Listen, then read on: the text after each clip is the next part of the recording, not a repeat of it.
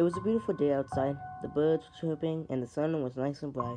And a little blue heeler pup was sitting in the grass thinking what to do, until a black and white border collie came up to the blue heeler.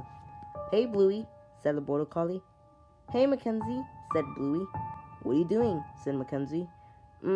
Nothing," said Bluey. Mackenzie continued to talk to Bluey until he said, "Hey, Bluey, I got something to show you." "Okay," Bluey said. "But first, can you eat this apple?" Mackenzie said, pulling out a Granny Smith apple. "Okay," Bluey said, taking the apple out of Mackenzie's hand. Bluey then took a bite out of the apple. "Thank you," Bluey said. "No problem," Mackenzie said. Before Bluey can say anything else, Bluey began to get dizzy. I don't feel so good," Bluey said. "Mackenzie," Bluey said, before everything went black. After a while, Bluey then woke up. She then saw that she was in a dark room. "Where am I?" Bluey said, scared. Before someone said, "Oh, you're awake." Who said that?" Bluey said.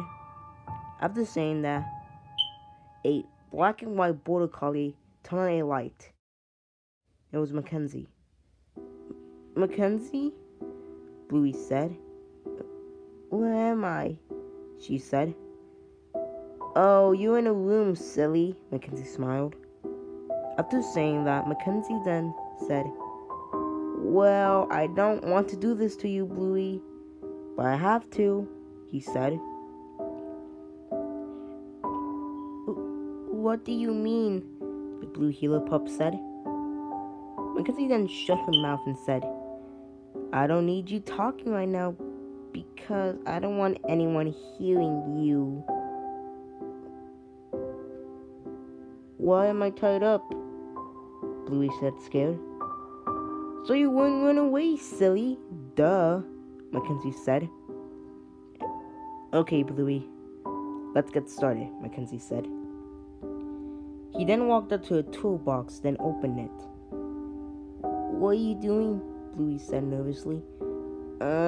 Something," Mackenzie said. Mackenzie began to rummage around the toolbox before pulling out a knife. He then put a cloth in Bluey's mouth. He then walked behind Bluey.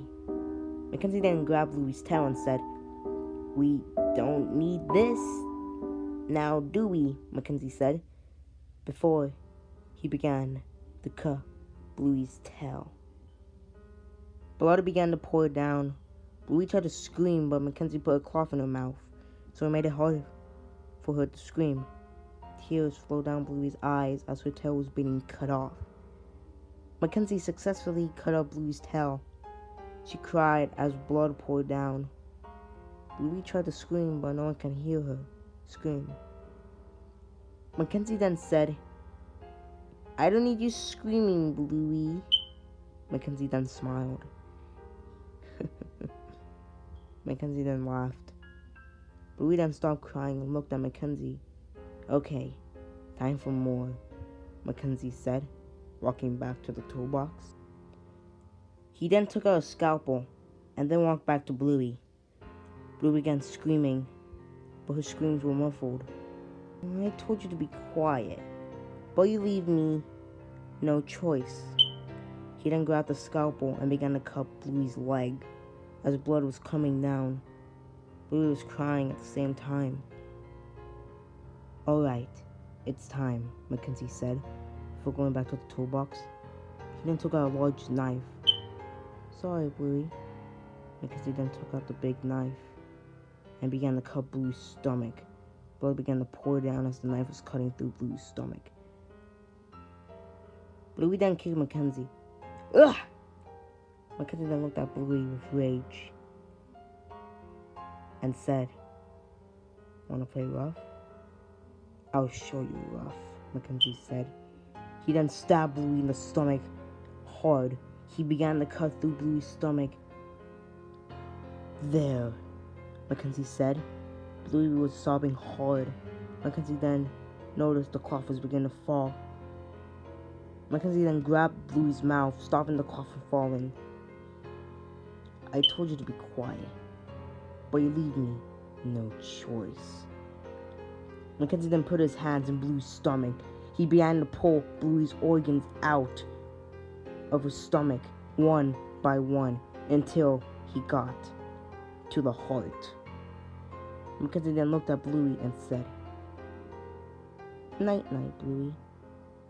Mackenzie then took out Bluey's heart. Bluey's eyes then rolled back, and then her eyes closed. Mackenzie then put Bluey's heart in a bucket. "Good night, Bluey," Mackenzie said. Mackenzie was covered in blood.